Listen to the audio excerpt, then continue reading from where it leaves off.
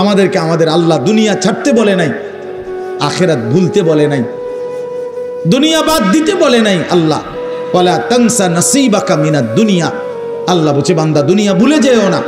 আমি বাজার, ব্যবসা, হাট ঘাট, চাকরি, ক্ষেত খামার, স্ত্রী, সন্তান, ঘর পরিবার, ঘুম, আহার, নিদ্রা, আমি কোনোটাই বাদ দিতে বলি নাই বান্দা, ছাড়তে বলি নাই। আমি আল্লাহ তোমাদের জিন্দিগি বানাইছি দুইটা, একটা হলো দুনিয়া আর একটা হলো আখেরাত। দুনিয়া তুমি কর্ম করবা আর আখেরাতের জন্য আমল করবা। দুনিয়া কর্ম, আখেরাত তোমার ধর্ম। দুনিয়ার জন্য করবা কর্ম, আখেরাতের জন্য করবা ধর্ম। তো ধর্ম এবং কর্ম, কর্ম এবং ধর্ম মিলবে, তোমার গন্তব্য জান্নাতে হবে। তাইলে এখন হুজুর একটা আশ্চর্য সুন্দর কথা কইছে যে আল্লাহ বলছে বান্দা দুনিয়া তোমার কর্ম, আখেরাতের জন্য তোমার ধর্ম। কিন্তু আখেরাত লম্বা সময়, দুনিয়া স্বল্প সময়। নবীজি সাল্লাল্লাহু আলাইহি সাল্লাম বলছেন একটা সাগরের মধ্যে যদি কেউ নিজের আঙ্গুল চুবায়, ভিজায়, তো আঙ্গুলের অগ্রভাগে যেটুকু পানি, এইটুকুই হলো দুনিয়া, আর সাগরের বাকিটা পানি আখেরাত। তাইলে আখেরাত লম্বা না দুনিয়া লম্বা বলেন? কিন্তু মজার বিষয় হলো লম্বা হইল আখেরাত, স্বল্প হইল দুনিয়া।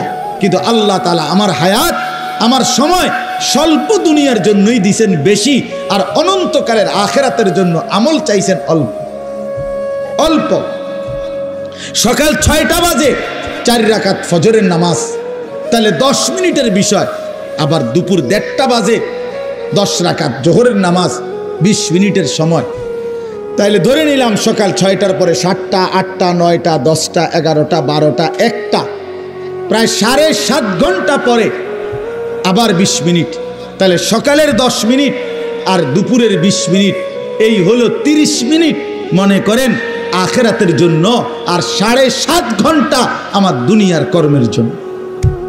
তাহলে স্বল্প সময়ের দুনিয়ার জন্য আমারে সুযোগ দিলেন বেশি, অনন্তকালের আখেরাতের জন্য আমলের জন্য চাইলেন আমার কাছে অল্প সময়। এটাও আল্লাহর জন্য আমরা দেব না? এটা ইনসাফ হইল? এটা বিবেকের দাবি হইল ভাইয়া? অতএব আমি অনুরোধ করছি, মেহেরবানি করে আমরা ভাবতে শিখি। তাইলে শেষ, আমার কথা শেষ, আর অল্প একটু কথা। তাইলে আমি বলতে চাচ্ছি, আমরা যদি বুদ্ধিমান হইতাম তাইলে দুনিয়া আমাদের সুন্দরী চলে, আখেরাত সাথে নিলে দুনিয়া লস হয় না। আখেরাত সাথে নিলে 5 ওয়াক্ত নামাজ যদি কেউ মজবুত সিদ্ধান্ত নেয়, এটা কঠিন কিছু না। হালাল উপার্জনের কেউ সিদ্ধান্ত নিলে এটা কঠিন কিছু না। চরিত্র হেফাজতের সিদ্ধান্ত নিলে খোদার কসম এটা কিছুই না। আল্লাহ তাআলা হাদিসে কুদসিতে আছে, ওয়াদা দিছে, কেউ যদি আমি আল্লাহর ভয়ে চোখ হেফাজত করে, আমি তার দিলের মধ্যে ইমানের এমন স্বাদ দেব যে নগদ ইমানের মজা সে পাইতে থাকবে। খোদার কসম, এটা হাদিস। মান তারাকাহা মাখাফাতি আবদালতুহু ঈমানান ইয়াজিদু হালাওয়াতাহু ফি কলবি। তাহলে গুনাহ ছেড়ে দিলে, আল্লাহকে মেনে নিলে, আল্লাহর ইবাদত করিলে খুব কঠিন কিছু না, খুব কঠিন কিছু না। এই জন্য প্রিয় ভাই আমার, বাপ আমার, এই শেষ বেলায় আমি এই অনুরোধটাই করতে চাই, আমরা যদি বুঝি আখেরাত আমাদের জিন্দেগি, পরকালের জন্যই আমাদের প্রস্তুতি, তাইলে আমাদের প্রস্তুতির আখেরাত সাজাইবার সবচেয়ে সুন্দর সিজন, শ্রেষ্ঠতম মাস মাহে রমজান। যে যত বেশি তাকায়া শুনবে, আল্লাহ তাআলা তার জিন্দেগি তত বরকত দিবে। এটা বাস্তবতা, এটা বাস্তবতা। মোবাইল আমাদের জিন্দেগির সাথে 24 ঘন্টার জন্য মিশে গেছে। এটা আসলেই উচিত না। একটা মানুষের জিন্দেগি কোনো মুহূর্তেই মোবাইল থেকে আলাদা থাকবে না, এটা কেমন ইনসাফের কথা হলো? আল্লাহর কথা হচ্ছে, কোরআনের কথা হচ্ছে, ওলামায়ে কেরাম নসিহত করতেছেন, এই সময়ও যদি আমার দিল আন্তরিক না হয় তো আর হবে কখন? আর হবে কখন? কোরআনুল কারীমের মধ্যে আছে, আল্লাহ তাআলা বলেন, ফাবিআইয়ি হাদিসিন বা'দাহু ইউমিনুন। আল্লাহ তাআলা বলেন, বান্দা এই কোরআনের চাইতে দামি আর কোন কথা বললে তুমি বিশ্বাস করতা? তুমি বলো।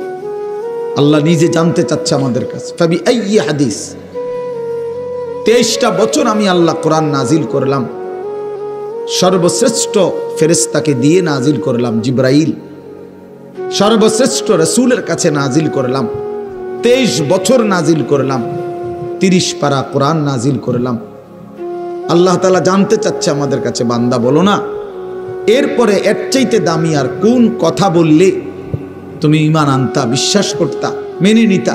তুমি বলো, তুমি বলো। এজন্য কোরআনুল কারীমের প্রতি আন্তরিক হওয়া, আল্লাহর কথার প্রতি সর্বোচ্চ মনোযোগী হওয়া, এটা আল্লাহর আদেশ, কোরআন শরীফের আদেশ এটা। ওয়া ইদা কুরিআল কুরআনু ফাসতামিউ লাহু ওয়া আনসিতু লাআল্লাকুম তুরহামুন।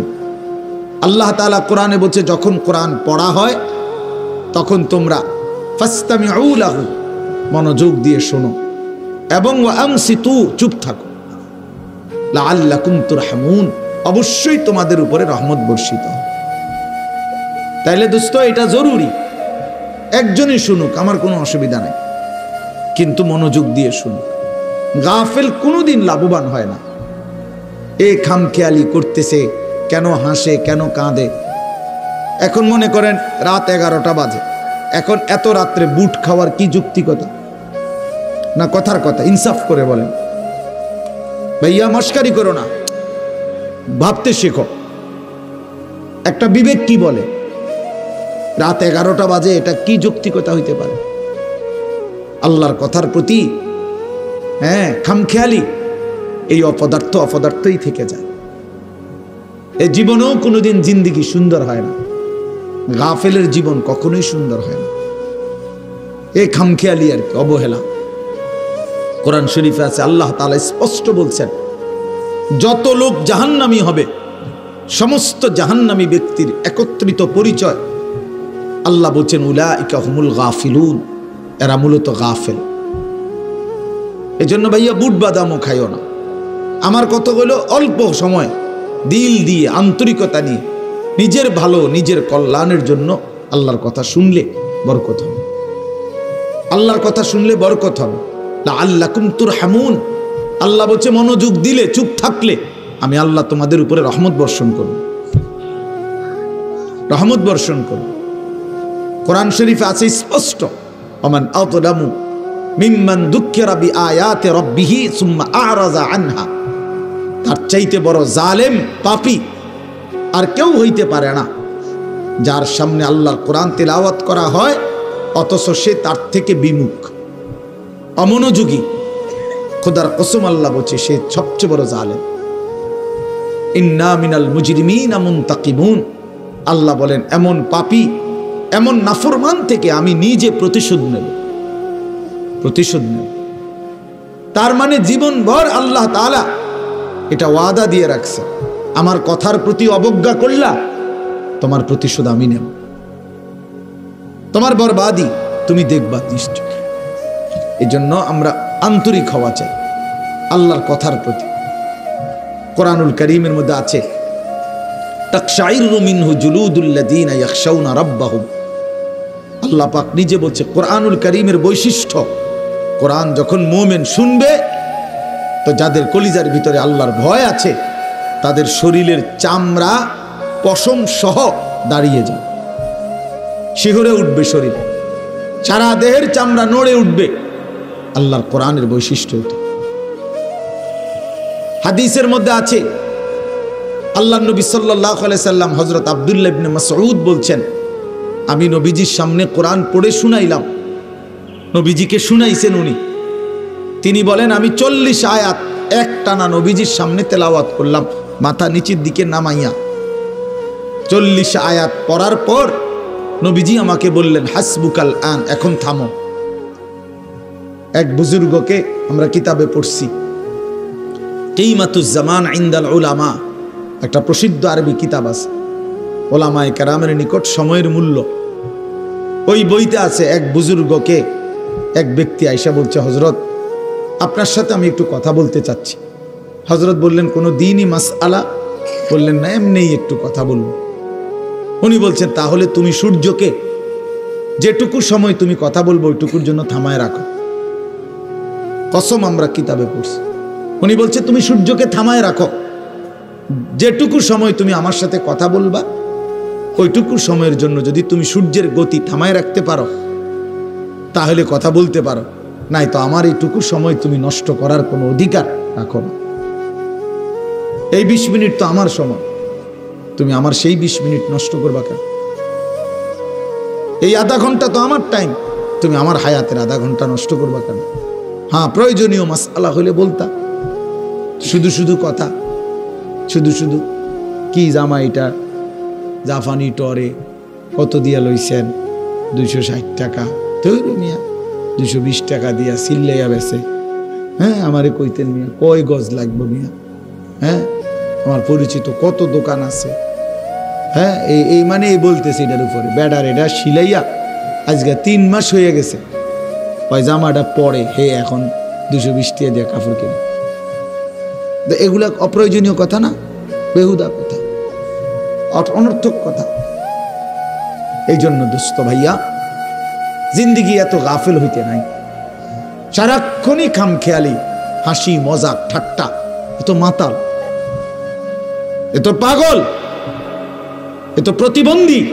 তুমি প্রতিবন্ধীর দিকে তাকায় দেখো, পাগলের দিকে মাতালের দিকে তাকায় দেখো, সে তো সারাক্ষণ অ্যাবনর্মাল।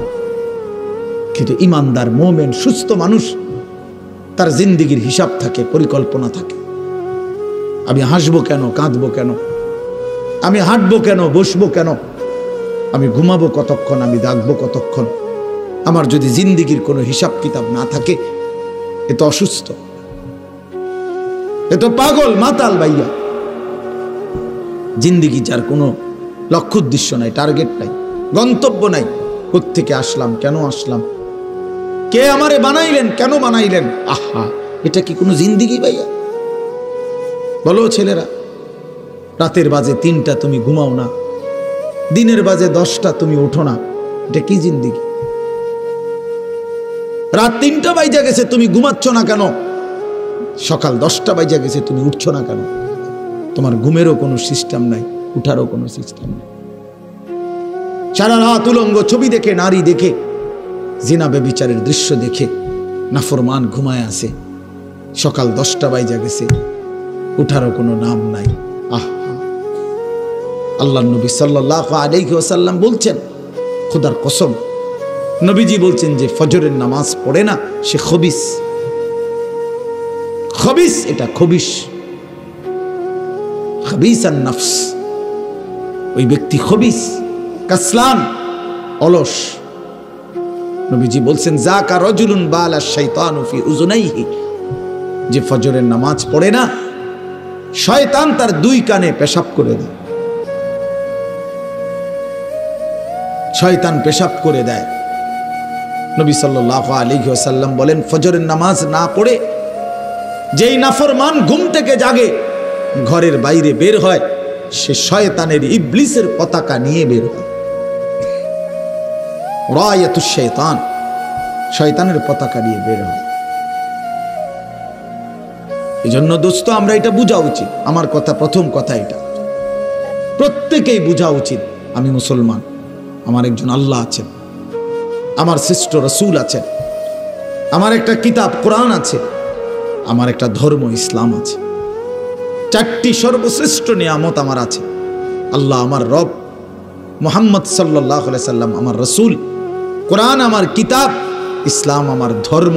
এই 4টি সর্বশ্রেষ্ঠ নিয়ামত থাকার পর আমি পথহারা হব কেন? তুমি চরিত্রহীন হবা কেন? তুমি দুশ্চরিত্র হবা কেন ভাইয়া? কিসের অভাবে নষ্ট হয়ে গেল? কিসের অভাবে? খোদার 365 দিনের 1 বছরে তোমরা যেই ছেলে কোনোদিন ফজরের নামাজ পড়লা না, প্রিয় ভাই, ইনসাফের সাথে বলো, এটা মুসলমান? মুসলমানের বাচ্চা তো নিকৃষ্ট হয়। তুমি কোনো মায়ের ঘরেও জন্ম নিছো, মুসলমানের ঘরে? 365 দিনে খোদার 1 বছর কোনোদিন মনে পড়লো না ফজরের নামাজের কথা? মুসলমান এত বড় গাদ্দার হয়? মুসলমানের বাচ্চা এত বড় নাফরমান হয়? আহা, আফসোসের বিষয়।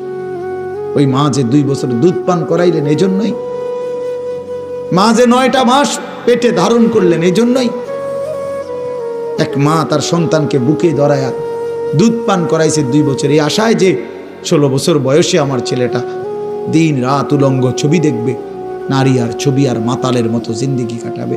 এই ছিল মার স্বপ্ন, এই ছিল মায়ের গর্ভে ধারণ, এর উদ্দেশ্য। ইনসাফ করো ভাইয়া, ইনসাফ করো দয়া করে দোস্ত। তোমার ভালো তোমাকেই বুঝতে হবে, তোমার কল্যাণ বুঝার তোমাকেই বুঝতে হবে। এই পৃথিবী স্বার্থপর, স্বার্থপর এই দুনিয়া।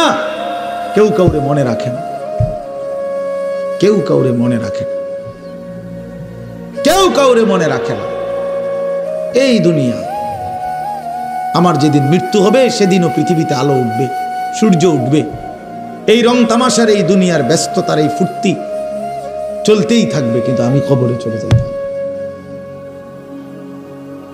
এই জন্য আমাদের প্রত্যেকেই এটা ইনসাফের সাথে ভাবা উচিত। অনিবার্য এক বাস্তবতা, প্রিয় ভাই, চিরন্তন এক সত্য যে আমাকে মরতে হবে।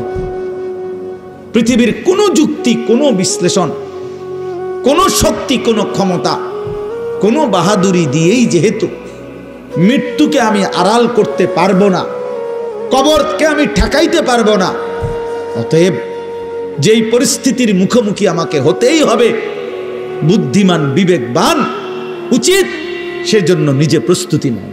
যেহেতু কবরে যেতেই হবে আমাকে, কোনো যুক্তি নাই বলে আমি বুঝি নাই, না না বুঝলেও মরে যাবে, খেয়াল না করলেও মরে যাবে, হাসলেও মরণ, কাঁদলেও মরণ। সুখের অট্টালিকাতেও মৃত্যু হয়, জীর্ণ কুঠির কুড়ে ঘরেও মৃত্যু হয়। জীবনে যে কোনোদিন সুখ দেখে নাই সেও মরে যাবে, জীবনে যে কোনোদিন দুঃখ দেখে নাই সেও মরে যাবে। তাহলে ভাইয়া বাপ, যে মৃত্যু আমাকে বরণ করতেই হবে, যেই কবরে আমাকে যেতেই হবে, কোনো ফাঁক ফুক নাই, কোনো সাইড নাই, তাহলে তার জন্য প্রস্তুতি নেওয়া, তার জন্য ভাবা যে সেখানে আমার কি হবে, সেখানে আমাকে কি করতে হবে। খোদার কসম, এতটুকু বিবেক বুদ্ধি খাটানো এটা একটা সুস্থ মানুষের দাবি, সুস্থতার দাবি, এটা ইনসাফের দাবি, বিবেকের দাবি। এতটুকু বিবেক যদি কাজ না করে, ধরে নিতে হবে তার আকলই নাই, দেমাগই নাই, দেমাগই নাই। এজন্য কুরআনুল কারীমে আল্লাহ তাআলা বলছে, নাফরমানের দিল আছে কিন্তু কিছুই বোঝে না, নাফরমানের কান আছে শোনে না, চোখ আছে দেখে না। এজন্য আল্লাহ তাআলা বলছেন, উলাইকা কাল আনআম, নাফরমান এক ধরনের জানোয়ার। প্রত্যেক পাপী হলো এক ধরনের জানোয়ার, নাফরমান জানোয়ার বেটা। আনআম চতুষ্পদ জন্তু। কারণ যার বিবেক কোনো কাজ করে না, বানানেওয়ালাকে চিনে না, সে চিনল কি? সৃষ্টিকর্তাকেই যে বোঝে না, খোদার কসম সে কিছুই বোঝে না, কিছুই বোঝে না। যার আল্লাহ নাই তার কিছুই নাই। আল্লাহকে হারিয়ে সব পেলেও কিছু পায় হয় না, আল্লাহকে পেয়ে সব হারালেও কিছুই হারায় না। জুতু মেরা তু সব মেরা। আমি এই জন্য অনুরোধ করছি, আলহামদুলিল্লাহ যথেষ্ট বয়ান হয়েছে। আমরা রাত গভীরে ইনসাফের সাথে এই যে কয়জন আমরা বসছি, প্রত্যেকের কাছে আমার কথা এটা, আমরা ভাবা উচিত। ইস্তাফতি কালবাক, নবী সাল্লাল্লাহু আলাইহি ওয়াসাল্লাম বলছেন, তোমার দিলকে প্রশ্ন করো, তোমার বিবেককে জিজ্ঞেস করো। এমনটাই হওয়া উচিত মুসলমান। তোমার বিবেক কি বলে? একটা ছেলে বেনামাজি, তুমি আইসা দাঁড়াইয়া বলো, ভাইয়া 1 মিনিট তুমি মাইক ধরে বলো, মুসলমান এমনই হওয়া উচিত। তুমি দোস্ত তোমার ধর্মের ব্যাপারে একটা লাইন বলো, তুমি বলো তোমার ধর্মের ব্যাপারে তুমি 1 লাইন বলো। তোমার রাসূলকে এভাবে প্রত্যাখ্যান করা উচিত। কোনদিন তোমার চুল নবী সাহাবী আউলিয়াদের মতো হবে না, কোনদিন তোমার জামা পোশাক নবী সাহাবী আউলিয়াদের মতো হবে না, কোনদিন তোমার চলাফেরা সাজগোজ নবী সাহাবী আউলিয়াদের মতো হবে না কোনদিন। তাহলে কি যোগ্যতায়, কি কারণে আমরা মুসলমান? যাদের কপালে সেজদা নাই, তুমি কিভাবে মুসলমান? যার লেবাসে পোশাকে ইসলামের কোনো চিহ্ন নাই, তুমি কোন যুক্তিতে মুসলমান ভাইয়া? কোন যুক্তিতে মুসলমান? আল্লাহ নবী সাল্লাল্লাহু আলাইহি ওয়াসাল্লাম বলছেন, ফারকু মা বাইনানা ওয়া বাইনাল কুফরি আস-সালাহ, আমাদের মাঝে আর কাফেরের মাঝে পার্থক্য নামাজ। নামাজ মুমিন আর কাফেরের পার্থক্য করে। এটা কি মুসলমান না বেঈমান, এটার প্রমাণের চিহ্ন খোদার কসম ভোটার আইডি কার্ড না, জন্ম নিবন্ধন সনদ নয়, সেজদা। সেজদা এই কপাল দুনিয়ার কোনো কাজে ব্যবহার হয় না, পৃথিবীর কোনো উপার্জনের জন্য কপাল লাগে না। চাকরি, ব্যবসা, ক্ষেত খামার, অটো, সিএনজি, ফসল, দেশ বিদেশ, ভাইয়া ইনসাফের সাথে ভাইবা দেখো, বাবারাও ভেবে দেখেন, এই কপাল কোনো উপার্জনের কাজে ব্যবহার হয় না। উপার্জনের কাজে হাত ব্যবহার হয়, পাও ব্যবহার হয়, মেধা ব্যবহার হয়, যোগ্যতা ব্যবহার হয়। কপাল কোনো কামাই রোজগারের জন্য ব্যবহার হয় না। কপাল রব্বে করিম বানাইছেন শুধু সেজদার জন্য, শুধু সেজদার জন্য, শুধু সেজদার জন্য, শুধু সেজদার জন্য। এই জন্য যে কপালে সেজদা নাই ওইটা মানুষের বাচ্চা না, যে কপালে সেজদা নাই ওটা মুসলমানের বাচ্চা না, ওটা মানুষের বাচ্চা না। যে জিন্দিগি সেজদাবিহীন জিন্দিগি ওটা জন্তু জানোয়ারের জিন্দিগি। কোরআন শরীফে আছে, কোরআন শরীফ স্পষ্ট আছে, সূরা আরাফের মধ্যে আছে। আল্লাহ বলছেন, ওয়াত্তাবা হাওয়াহু ফামাসালুহু কামাসালিল কালব। প্রিয় বন্ধু শোনো মিয়া, আল্লাহ বলছে মনের ইচ্ছা মতো যে চলে, মনের চাহিদার যে অনুসরণ করে। কেন নামাজ পড়ো না? তোমার মন চাইছে দেখা পড়ো না। কেন সারা রাত নারী দেখলা, ছবি দেখলা সারাদিন? তোমার মন চাইছে দেখা। কেন তুমি পেশাব পায়খানার পরে ঢিলা কুলুক টয়লেট পেপার পাক পবিত্র ঠিক মতো হও না? কেন? তোমার মন চাইছে দেখা। কেন তোমার জবানে একবারও তোমার মালিকের নাম উচ্চারণ হয় না? তোমার মন চাইছে। এই জন্য তুমি যা ইচ্ছা তাই করতেছ, কেউ তোমারে বাধা দিচ্ছে না। আল্লাহর কসম, আল্লাহ কোরআনে বলছে, এই যে মনের ইচ্ছা মতো যে চলে, ওয়াত্তাবা হাওয়াহু, যে তার মনের চাহিদার অনুসরণ করে, ফামাসালুহু কামাসালিল কালব, আল্লাহ বলে তার উদাহরণ হলো, তার দৃষ্টান্ত হলো কুত্তার মতো, কুত্তার মতো, কুত্তার মতো, কুত্তার মতো, কুত্তার মতো। এটা ওই জিন্দিগি কুত্তার জিন্দিগি, ওই জিন্দিগি কুত্তার জিন্দিগি, যে জিন্দিগিতে তার মালিকের গোলামি নাই। এই জন্য মনে রাখো, যাদের কপালে ছেলেরা সেজদা নাই, তোর জিন্দিগি কুত্তার জিন্দিগি, মনে রাখিস। আমার নাম মনে রাখিস, আমি বলছি, আমার নাম আনিসুর রহমান, আমার নাম মনে রেখো। ওই জীবন কুত্তার জীবন, যে জীবনে সেজদা নাই। ওই জিন্দিগি জানোয়ারের জীবন, যে জীবনে মালিকের গোলামি নাই, আল্লাহর নাফরমানি চেয়েছি। কেন সেজদা দিবা না? তুমি মানুষ না? তুমি জানোয়ার? তুমি কুকুর? তুমি বিড়াল? তুমি শূকর? তুমি সেজদা দিবা না কেন? তুমি এক পবিত্র মায়ের ঘরে জন্ম নিছ, তুমি এক ইমানদারের সন্তান, তুমি কেন সেজদা দিবা না? বলুন বাপ, আপনারা যারা বাবা আছেন, আপনাদের কাছে আপনারা বুঝাপড়া করেন। মুসলমান যদি হয়ে থাকেন, বুঝাপড়া করেন নিজের ছেলের ব্যাপারে। আরে ছেলের বিদেশ পরে বেটা, ছেলের দুনিয়া পরে, ছেলের ঘর বাড়ি বিল্ডিং সোফা ফার্নিচার পরে মিয়া, আগে ছেলের সাথে বুঝাপড়া করেন। তুই যদি মুসলমানের বাচ্চা হয়ে থাকস, কেন ফজরের নামাজ পড়বি না? আমি যদি তোর বাপ হয়ে থাকি, তুই যদি আমার সন্তান হও, তাহলে ইমানদারের সন্তান কেমনে বেনামাজি হয়? ইমানদারের মেয়ে কেমনে বেপর্দা হয়? ইমানদারের স্ত্রী কেমনে বেপর্দা হয়? ইমানদারের সন্তান কেন 24 ঘন্টা আল্লাহর নাফরমানি করবে? আপনি তারে আল্লাহ চিনাইতে পারলেন না, জীবনে কি চিনাইলেন? আপনি তাকে বানানে ওয়ালা চিনাইতে পারলেন না। আহা বন্ধু, করলেনটা কি? আহারে বাপ, কি করলেন আপনি? কার জন্য সোফা বানাইলেন? কার জন্য খাট বানাইলেন?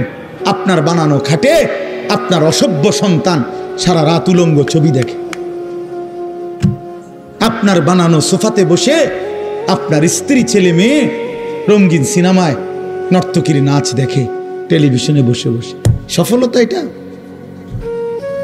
এটা সফলতা, এটা কামিয়াবি আপনার, এটা কামিয়াবি। তো কি বুঝাইতে চাইলেন? এর দুর্বিবেক নাই বাবার? এতটুকু বিবেক হবে না? কোরআন শরীফে আছে সূরা হুদের মধ্যে নূহ আলাইহিস সালাম ওনার বেঈমান সন্তানের জন্য যখন ডুবে যাচ্ছিল দোয়া করছিল, ইন্না ইবনি মিন আহলি, এই শব্দটা বলছিল নূহ নবী, আল্লাহ ওই যে ছেলেটা ডুবে যাচ্ছে এটা আমার পরিবার, আমার বংশধর, আমার সন্তান। এই কদ্দুর কথা শুধু কইছে, এর দূরে শুধু কইছে, আর কিচ্ছু বলে নাই যে আল্লাহ তারে মাফ করে দেন, তারে মুক্তি দিয়া দেন, তারে ডুবানির থেকে বাঁচাইয়া দেন, কিচ্ছু কয় নাই। এই কথা এখানে শুধু কইছে, আল্লাহ ওই যে ছেলেটা আমার পরিবার, আমার সন্তান। মানে মনের আবেগে আর কিছু কইতেছে না। কোরআন শরীফে আছে আল্লাহ তাআলা কোরআনের আয়াত নাজিল করছে, আল্লাহ ওয়াহি নাজিল করছে, ইয়া নূহ, হে নূহ, ইন্নাহু লাইসা মিন আহলিক, সাবধান ওটা তোমার সন্তান না। সরাসরি কোরআন শরীফ, এটা তোমার সন্তান নয়। ইন্নাহু আমালুন গায়রু সালিহ, এটা বেআমল, গায়রু সালেহ। আমলে সালেহকে কি বলে? নেক আমল বলে। তাহলে আমলে গায়রে সালেহ এটাতে কি বলে? বদ আমল। এটা আপনারা বুঝছেন না কথা? এটা সহজ কথা। আল্লাহ বলছে ও বদ আমল, ও নাফরমান, অতএব ও আপনার সন্তান না। এজন্য আমি পরিষ্কার ছেলেদেরকে বলি, বাবা তোরা যারা বেনামাজি, তুই মুসলমানের সন্তান না। মনে রাখিস বেটা, তুই লাওয়ারিস, তুই বেওয়ারিস, তোর কোনো মা নাই, তোর কোনো বাবা নাই, তোর কোনো পিতৃ পরিচয় নাই। মোবাইলের ওই নর্তকী তোর পরিচয়, মোবাইলের ওই উলঙ্গ নারী তোর পরিচয় হইতে পারে। তুই কোনো মুসলমানের বাচ্চা না, ইমানদারের সন্তান নাফরমান হয় না। মনে রাখো। দেখো নারী, দেখো আরো দেখো, 16 বছর বয়সেই এত নারী দেখে ফেললা, 18 বছর বয়সেই এত উলঙ্গ ছবি দেখে ফেললা, বাকি জিন্দেগি কি করবা? বাকি জীবনটা কি করবা? সব তো দেখেই লাইলা, সব তো দেখেই ফেললা, পৃথিবী তো বোগে করে ফেললা। এবার লাথি দিয়া ফেরেশতা জাহান্নামে ফেলানো ছাড়া আর বাকি কি? সব তো দেখেই লাইলা।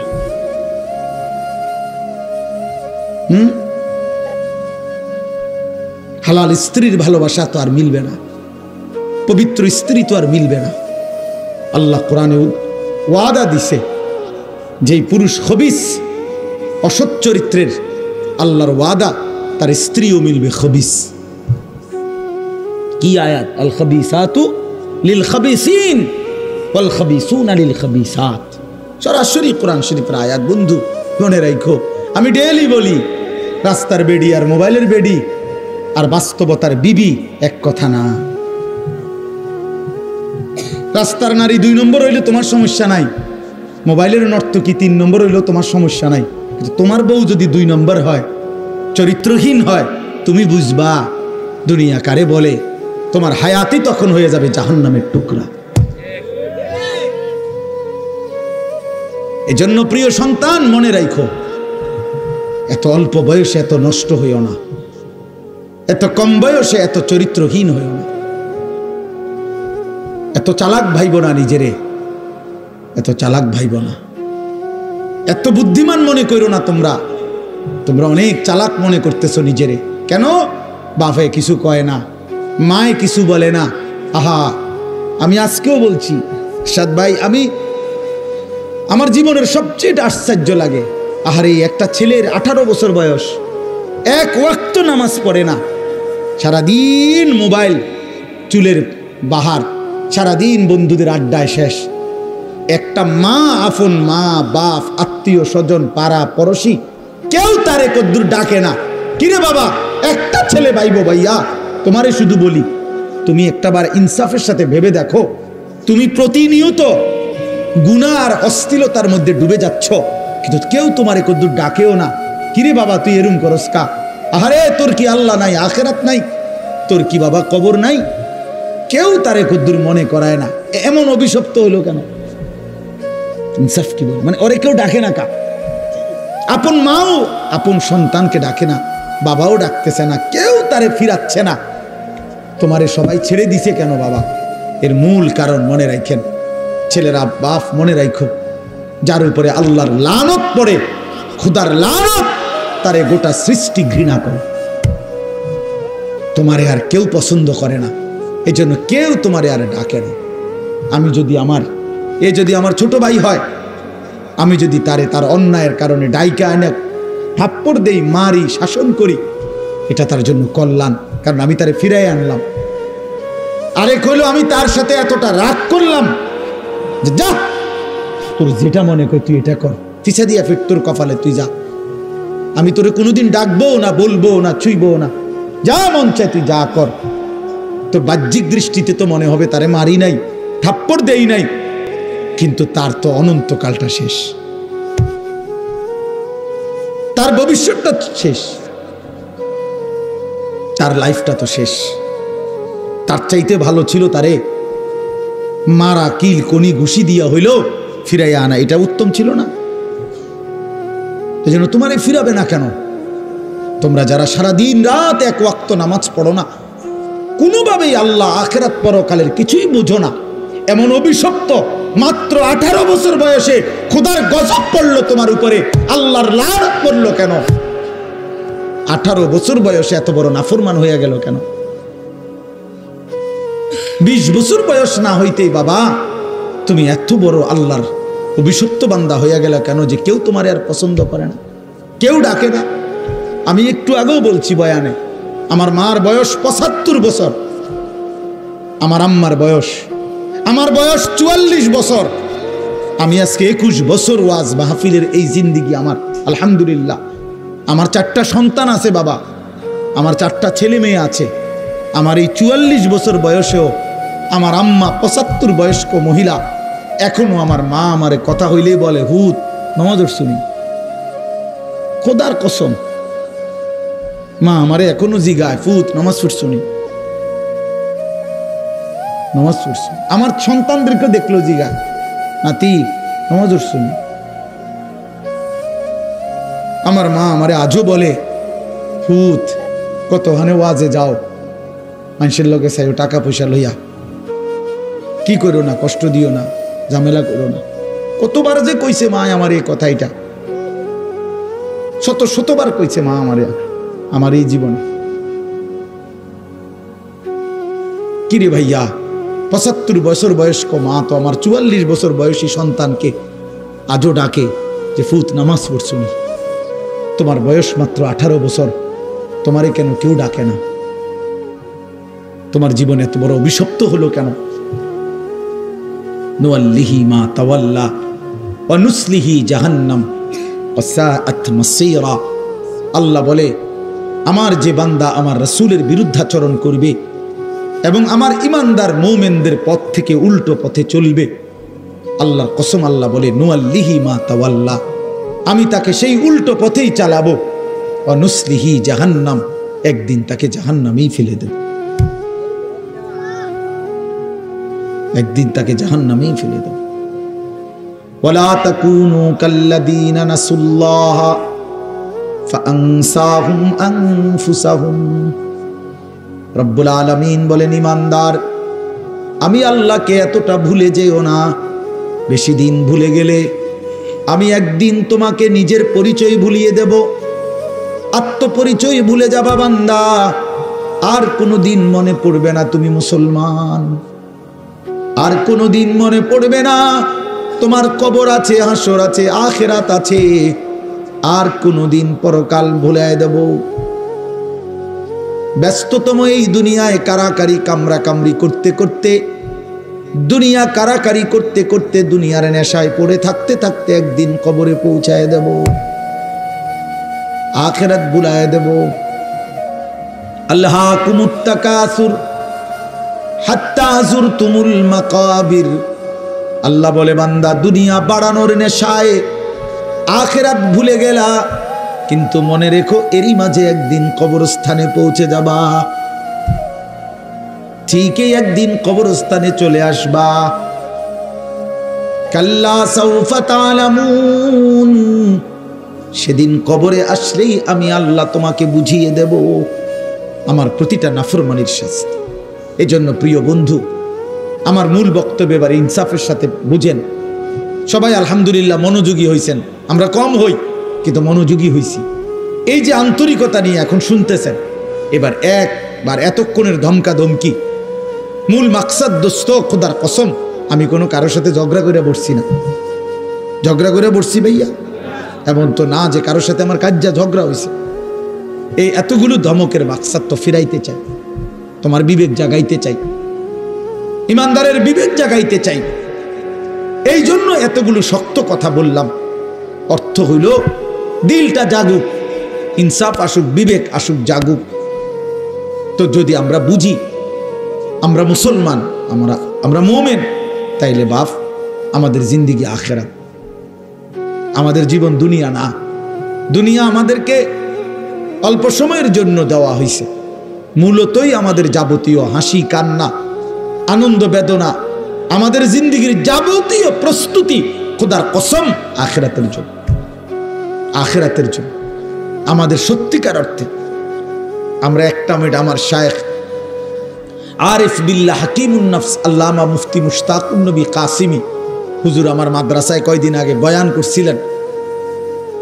8ই ফেব্রুয়ারি আমি আমার মাদ্রাসায় কিশোর যুবক ছেলেদের জন্য আলাদা ইসলাহি মজলিসের আয়োজন করছিলাম বয়ানের।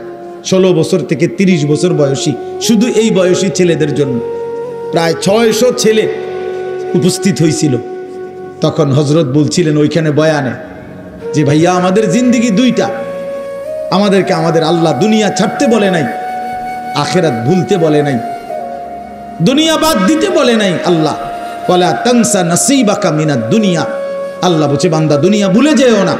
আমি বাজার ব্যবসা হাট ঘাট চাকরি ক্ষেত খামার স্ত্রী সন্তান ঘর পরিবার ঘুম আহার নিদ্রা আমি কোনোটাই বাদ দিতে বলি নাই বান্দা, ছাড়তে বলি নাই।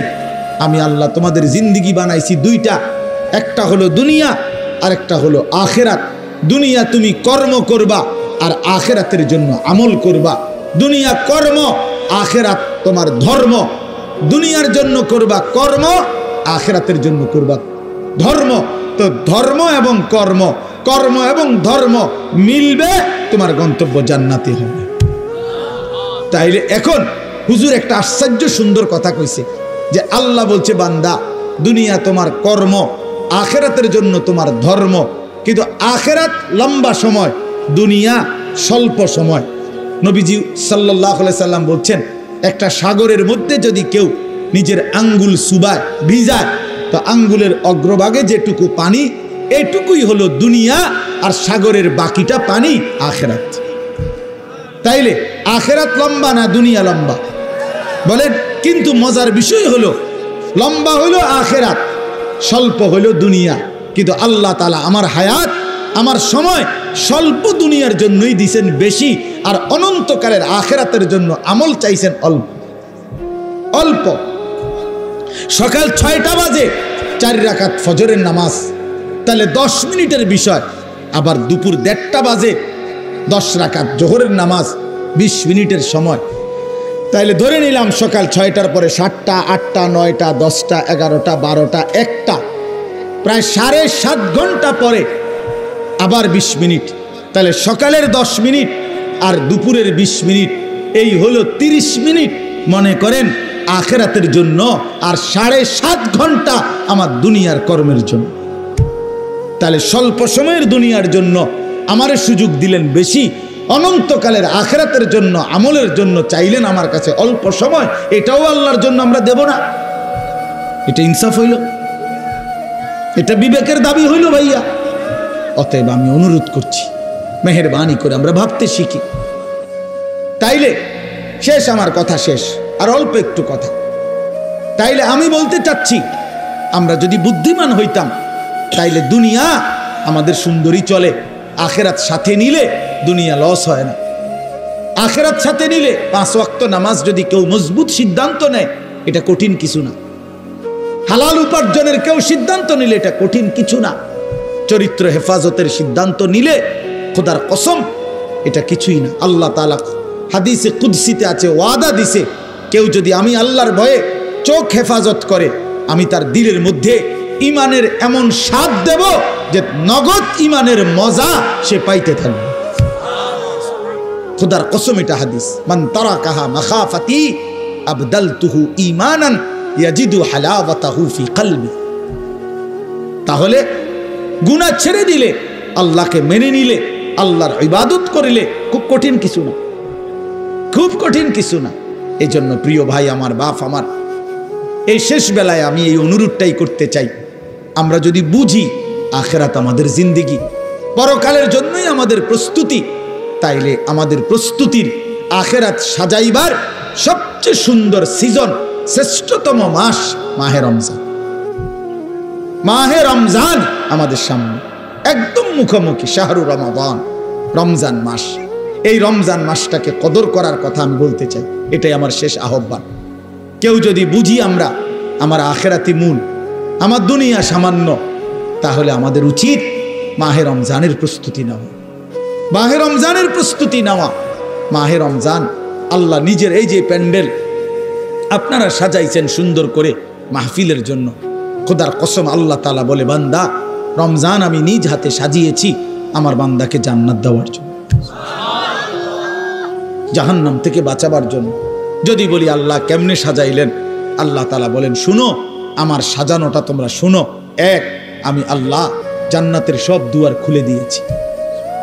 দুই, জাহান্নামের দরজাগুলো বন্ধ করে দিয়েছি। তিন, সমস্ত শয়তান এবং দুষ্ট জিন শেকলে বন্দী করে দিয়েছি। এবার আসো রমজানের ভিতরে, আমি আল্লাহ তাআলা রমজানের প্রথম দশক রহমত দ্বারা সাজিয়েছি, মাঝের দশক মাগফিরাত দ্বারা সাজিয়েছি, শেষ দশক নাজাত দ্বারা সাজিয়েছি। এবার আসো ইবাদত, সারা বছরের ইবাদতের সাথে আমি আরো নতুন নতুন কতগুলো ইবাদত রমজানে যোগ করেছি। কি? 1 মাসের পূর্ণ রোজা, 1 মাসের পূর্ণ 20 রাকাত তারাবি, 1 মাসের জন্য ইফতার, 1 মাসের জন্য সাহারি। এই 4টা ইবাদত, ইফতারও ইবাদত, সাহারিও ইবাদত। সাহারি বুঝুন তো না, রাত্রির খাবার। এরপরে রোজাটাও ইবাদত, এরপরে 20 রাকাত তারাবিও ইবাদত। আল্লাহ বলেন এরপরে শেষ দশক, শেষের 10 দিন এতেকাফ, মসজিদের এতেকাফ আমি এর দ্বারা সাজিয়েছি। শেষ দশকের বেজর রাত্রিগুলো আমি আল্লাহ তাআলা সবে কদরের দ্বারা সাজিয়েছি। সুবহানাল্লাহ। এরপরে আল্লাহ বলেন নেকির হিসাব, নেকির হিসাব হইল একটা নফল একটা ফরজের সমান, একটা ফরজ 70টা ফরজের সমান। একজন রোজাদারকে ইফতার করাইলে 3টা পুরস্কার, গুনাহ মাফ, জাহান্নাম থেকে মুক্তি, রোজাদারের সমপরিমাণ নেকি, সমপরিমাণ নেকি। আল্লাহ তাআলা বলে, বান্দা এতভাবে আমি আল্লাহ রমজানকে সাজাইলাম, উদ্দেশ্য কি? শুধু তোমাকে জান্নাত দেব, তোমাকে আমি জান্নাত দিতে চাই বান্দা, তুমি নেও বান্দা, লাআল্লাকুম তাত্তাকুন। আল্লাহ বলছে 1 মাসে মুত্তাকি বানিয়ে দেব, 1 মাসে তুমি আমার গুনাহ ছেড়ে দাও, আমার একটা রমজান তুমি কদর করো বান্দা, আমি তোমারে মুত্তাকি বানিয়ে জান্নাতি বানিয়ে দেব। এই জন্য আল্লাহ বলছে শাহরু রমাদান। যে আয়াতটা আমি পড়েছি, আল্লাহ নিজে রমজান মাস, এই শব্দ রমজান মাস আল্লাহ নিজে কোরআনে উল্লেখ করছে। এই জন্য রমজান মাস এটা উচ্চারণ হয় বছরে কতদিন জানেন? প্রতিদিন, প্রতিদিন, প্রতিদিন। কেমনে? কারণ 24 ঘন্টা পৃথিবীতে কোথাও না কোথাও আল্লাহর কোরআন তিলাওয়াত হয়। আর শাহরু রমাদান এই শব্দ অতএব জমিনে 24 ঘন্টায় কোথাও না কোথাও কারো না কারো জবানে উচ্চারিত হয়। সারা বছর রমজানের কথা আলোচিত হয়।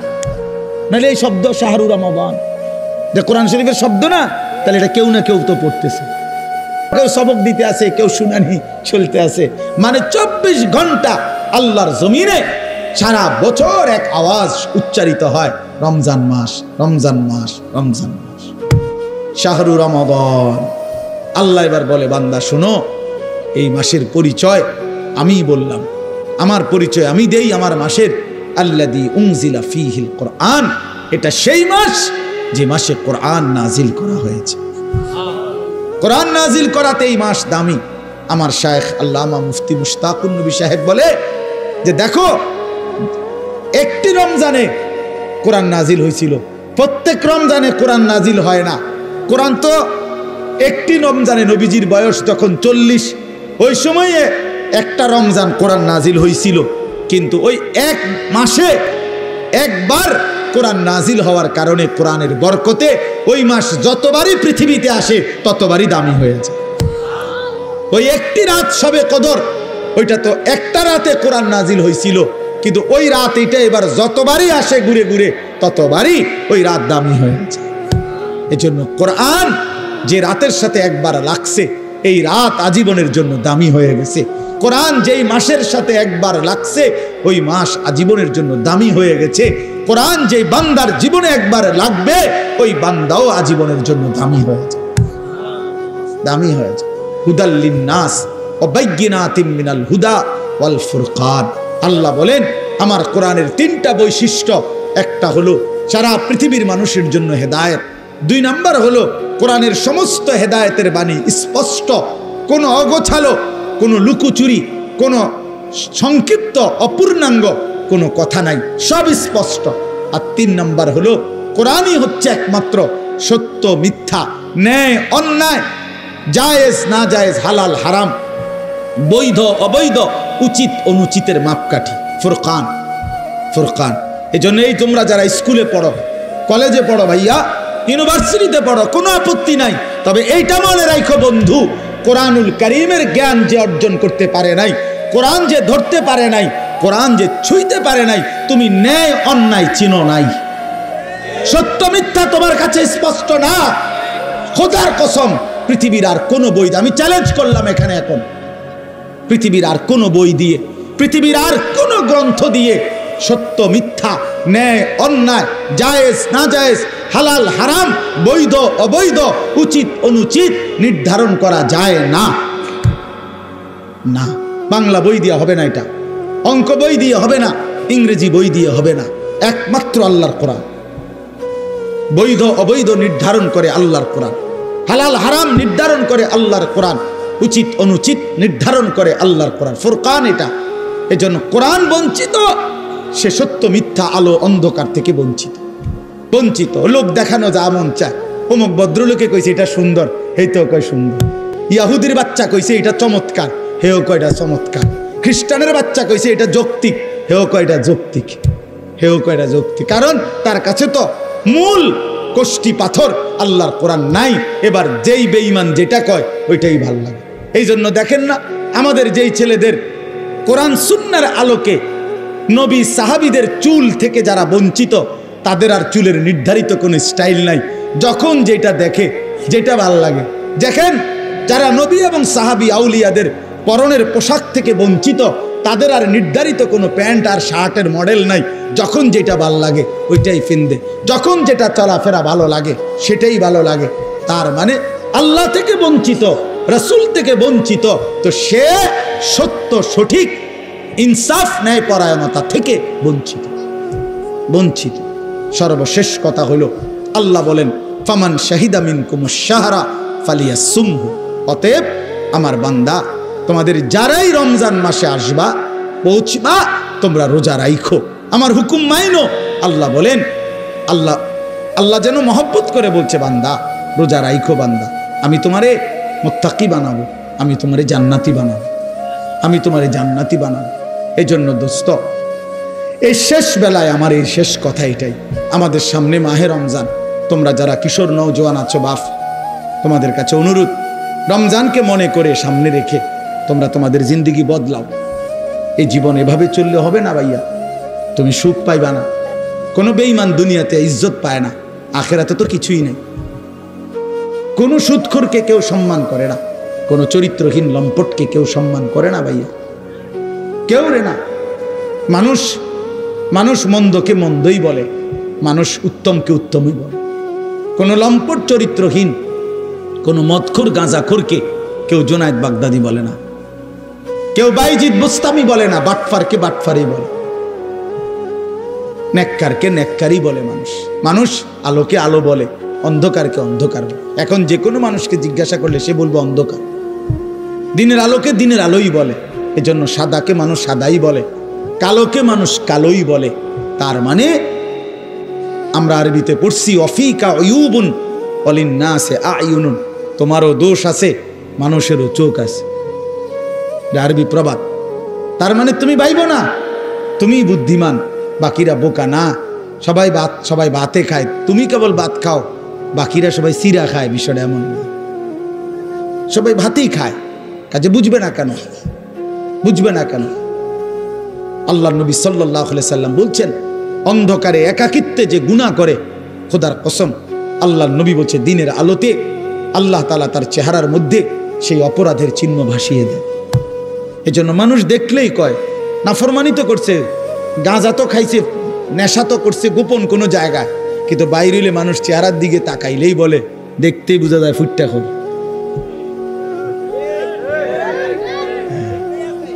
ফুটটা খোর, বাবা খোর, ডাল খোর। হ্যাঁ, বুঝেন নাই? চেহারা দেখলেই বোঝা যায়। আমি তো এই জন্য অনেক সময় বলি যে অনেক ছেলে আছো তোমরা, তোমাকে সমবয়সী বন্ধু, তোমার চুল এবং তোমার স্টাইল দেখে কয় দোস্ত তোরে সেরকম লাগে। আমি বলি যে তুমি একটাবার জিঙ্গাইলা না দোস্ত, সেরকম তো লাগে বুঝলাম, সেটা কেডা? সে কে? যার মতো লাগে সে কে? তুমি তো আমার একটা কারো না কারো মতোই কইতে চাইছো যে সেরকম লাগে, তো সেরকমটা কে? সে কে? তাইলে দেখবা সে কইব দোস্ত তোমারে ফুট্টাখোর বাবাখোরের মতো লাগে, তোমারে ডাইলখোর নেশাখোরের মতো লাগে, ইয়াবাখোর লম্পটের মতো লাগে বেটা। এই জন্য দুশ্চরিত্রকে কেউ ইজ্জত করে না, বেহায়া নারীকে কেউ সম্মান করে না। কোন বেপর্দা নারীকে দেখে রাস্তার কোন লম্পট, কোন বখাটে দুশ্চরিত্র মানুষ যারা নারীকে দেখে, বেহায়া বেপর্দা নারীকে, তাকে নিয়ে কেউ রাবেয়া বসরির কল্পনা করে না, রাবেয়া বসরির কল্পনা করে না, তাকে নিয়ে অসভ্য কল্পনাই করে, উলঙ্গ কল্পনাই করে। এই জন্য ভাইয়া নিজের কদর করো, এটা উপলব্ধির বিষয়, এটা উপলব্ধির বিষয়। আল্লাহ আমাদেরকে বুঝ দান করেন। আল্লাহ তাআলা আজকের এই মাহফিল ভরপুর কবুল করে নেন। যাদের ভালোবাসায়, যাদের আয়োজনে, যাদের আন্তরিক প্রচেষ্টায় মাহফিল হয়েছে, আল্লাহ তাআলা সকলকে উত্তম বিনিময় দান করেন। আগামী দিনেও আল্লাহ তাআলা এই মাহফিলকে কায়েম দায়েম করে দেন। আমরা সবাই রমজানকে কদর করব তো ইনশাআল্লাহ? বলেন ইনশাআল্লাহ।